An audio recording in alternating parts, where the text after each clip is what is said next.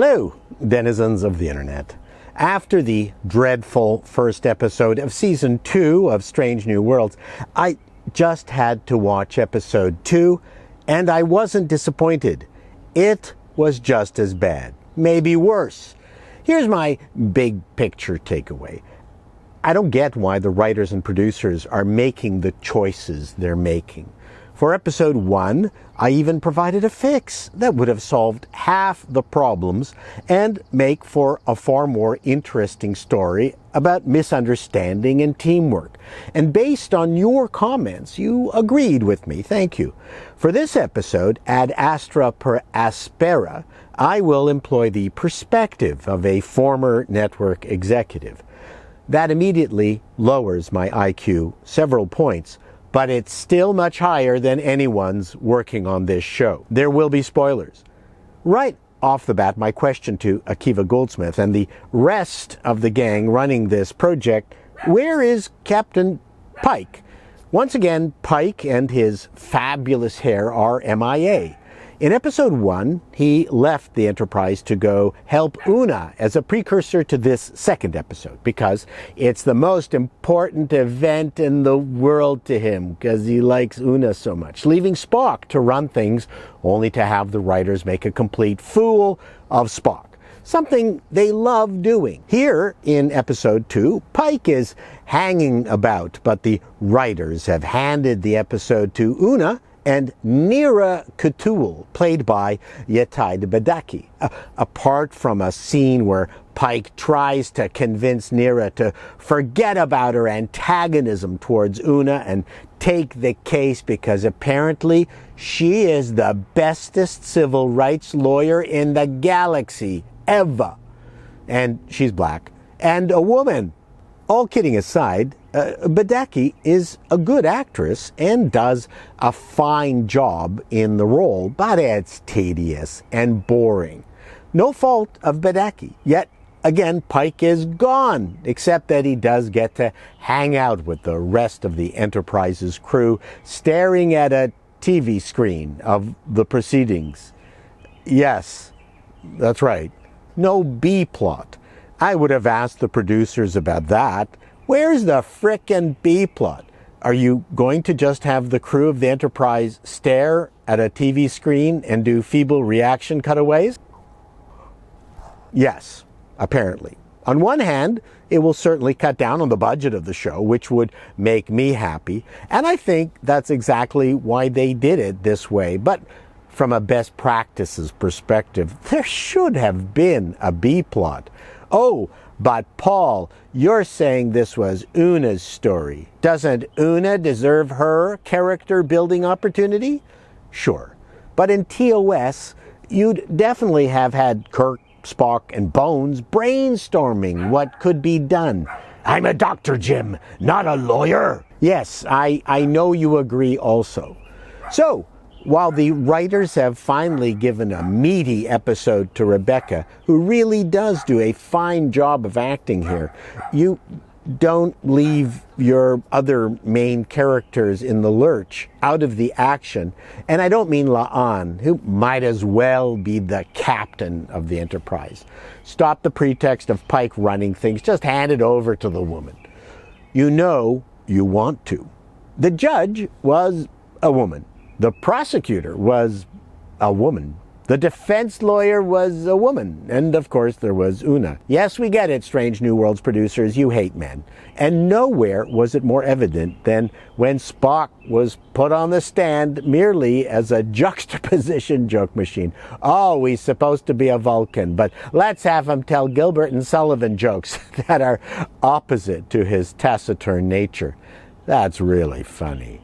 The producers of the show have completely lost their minds when it comes to Spock.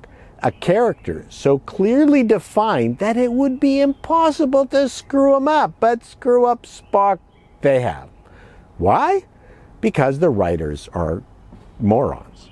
So, we have a courtroom drama with no drama. Did they airlift the writers in from She-Hulk to do this?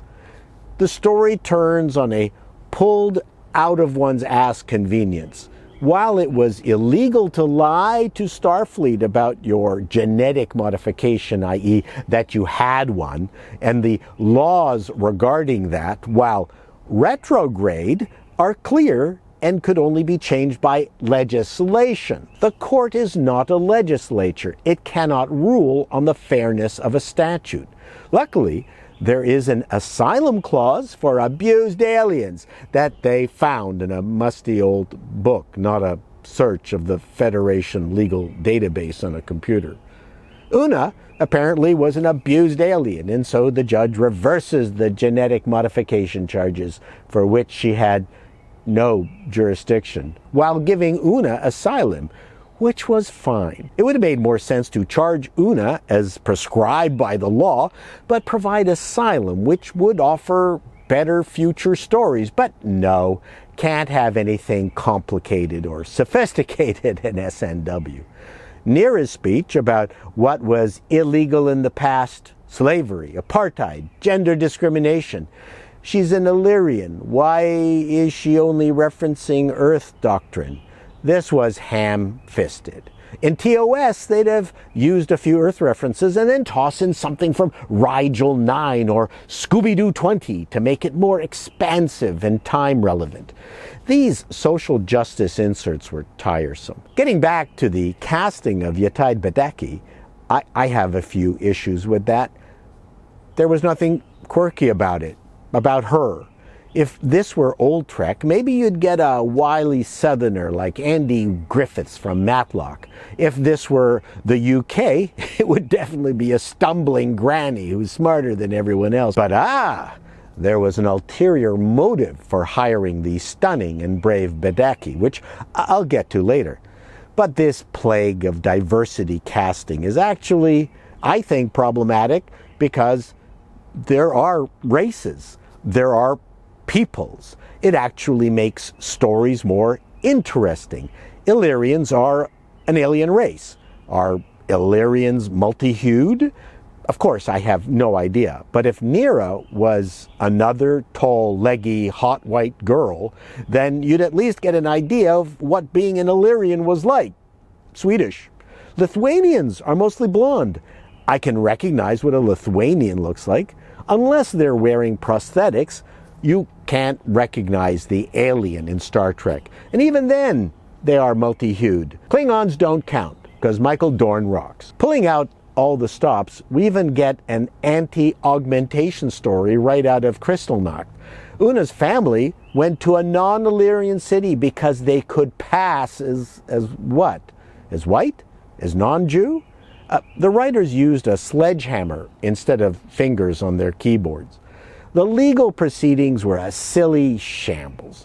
The court, not being able to control the proceedings, was the writer's idea of cranking up the drama. Now you stop that, you terrible lawyer people. Perhaps they should have watched 12 Angry Men, but that had men in it. Finishing off with why it had to be an attractive defense attorney, when Una and Nira part ways at the end, there is a lingering handhold. Of course, their feud wasn't about race, it was that they were a thing, and they split up. At no time would the producers of Star Trek Discovery miss an opportunity to put in some lesbian action because it's the crack pipe they just can't put down. Now, Rebecca Romijn did play a trans person in Ugly Betty, so why not a lesbian in Strange New Worlds? Pike's former love interest was the skin and bones prosecuting attorney. I wouldn't want to see them together. We know Spock and Nurse Chapel will be a thing, but not before they turn Spock into Shaggy from Scooby-Doo. I'd just like to point out that that was my second Mystery Machine reference. I'm still bugged about the no B-plot issue. Not even a food fight in Pike's quarters? The final bit where a weepy Pike hugged Una sent bile straight up my esophagus. So far, Strange New Worlds is more like imitation Trek. It's clear they are desperate to turn it into Discovery. In the process of writing this review, I checked out some other online publications' commentary, A Den of Geek, Collider and CBR. I've never read any of these online efforts before, but they all loved this episode. They were breathlessly unctuous about just how fantastic and gripping the courtroom scene was, and it was the best legal Star Trek ever. I guess these pubs are written for teen fans of the show because they read like a copy of Teen Beat from my era, which is fine. I'm glad people like the show. I'm just sad that Star Trek, the most science-grounded adventure on TV, couldn't return to those roots and provide something more enlightening and less like a fraternity club in space. Till next time, denizens, be seeing you.